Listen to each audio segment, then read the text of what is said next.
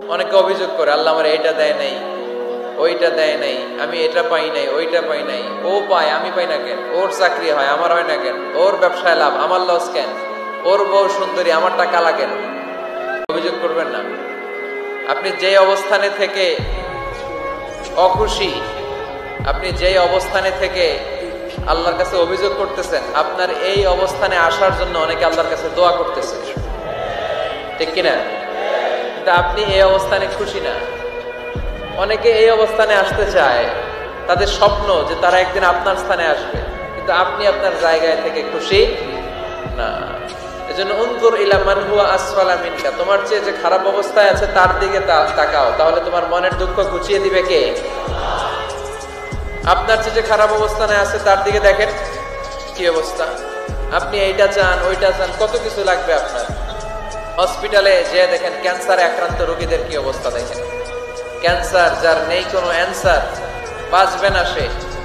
ওরে যে জিজ্ঞেস করেন, ভাই আমি তো বাড়ি চাই, গাড়ি চাই, আমার অনেক অভিযোগ, আমি এটা চাই, ওটা চাই, তুমি কি চাও? ক্যান্সার আক্রান্ত রোগীটা বলবে, আমি কিচ্ছু চাই না, আমি খালি বাঁচতে চাই। ক্যান্সার আক্রান্ত রোগীটা কি চায়? শুধু কি চায়? বাঁচতে চায়। আর আমাদের অনেক কিছু লাগবে। এজন্য বেঁচে যে আছি এই জন্যই আলহামদুলিল্লাহ। শ্বাস প্রশ্বাস যে নিতে পারতেছি, বেঁচে আছি, অনেক দিয়েছে প্রভু, আর কিছু লাগবে না, আলহামদুলিল্লাহ পড়েন। চাওয়ার কোনো শেষ নাই, আছে? লাউ আন্না লিকুল্লি ইবনি আদম ওয়াদিয়ান মিন যাহাব আহাব্বা আন ইয়াকুনা লাহু ওয়াদিয়ান ওয়া লা ইয়ামলা ফাহু ইল্লা তুরাব। প্রত্যেক বনি আদমকে আল্লাহ তাআলা একটা করে স্বর্ণের পাহাড়ের মালিকও যদি বানিয়ে দেয়। কিসের পাহাড়? সবাই বলেন। দেখছেন শরীয়তপুরে? শরীয়তপুরে নাই স্বর্ণের পাহাড়? কোন দেশে আছে? সৌদি আরব। স্বর্ণের পাহাড় নাই, স্বর্ণের খনি আছে।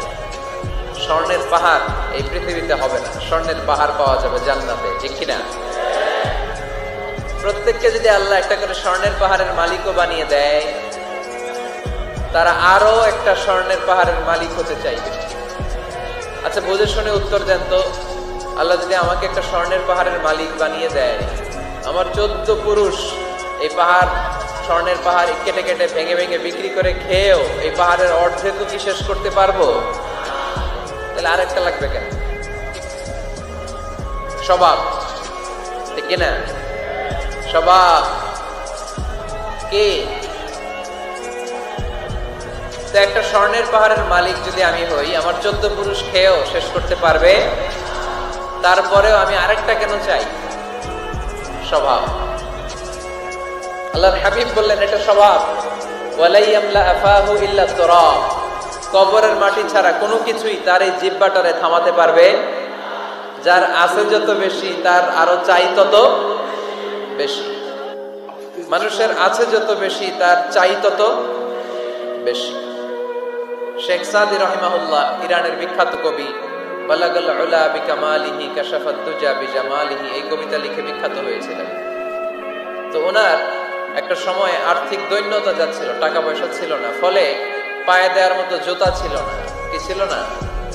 জুতা ছিল না। তো খুব আফসোস করে একদিন মনে মনে আল্লাহরে বলে, আল্লাহ আমি এত বড় কবি, আমার পায়ে দেওয়ার মতো জুতা নাই। আহা, আফসোস করে ঘর থেকে বের হয়েছে। বের হয়ে দেখে এক ভিক্ষুক ভিক্ষা করে। ওই ভিক্ষুকের 2টা পাই নাই, ভিক্ষুকের 2টা, আর কবি সাহেবের কি নাই?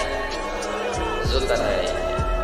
কবি সাহেব যখন এই দৃশ্য দেখছে, হায় রে, আমার তো পা আছে, এর তো পাই নাই, সেজদায় পড়ে গেল। আর আল্লাহরে বলে, আল্লাহ শুকর, আলহামদুলিল্লাহ, বেশ ভালো আছি, আর কিছু লাগবে না। এজন্য শান্তি হচ্ছে শুকর আলহামদুলিল্লাহর ভিতরে।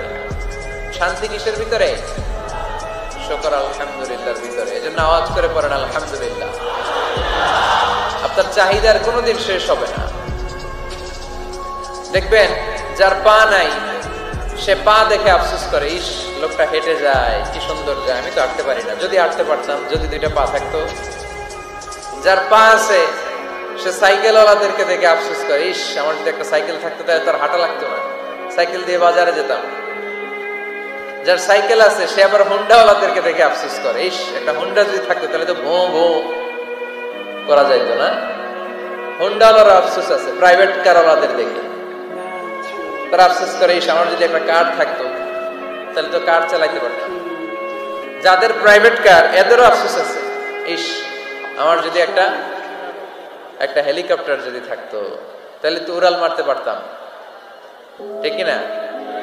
হেলিকপ্টার ওয়ালাদেরও আফসোস আছে, আমার যদি একটা জেট প্লেন থাকতো, jet plane, private jet plane, ও প্রিন্স ওয়ালিদ বিন তালালের মতো 70% মেড অফ গোল্ড।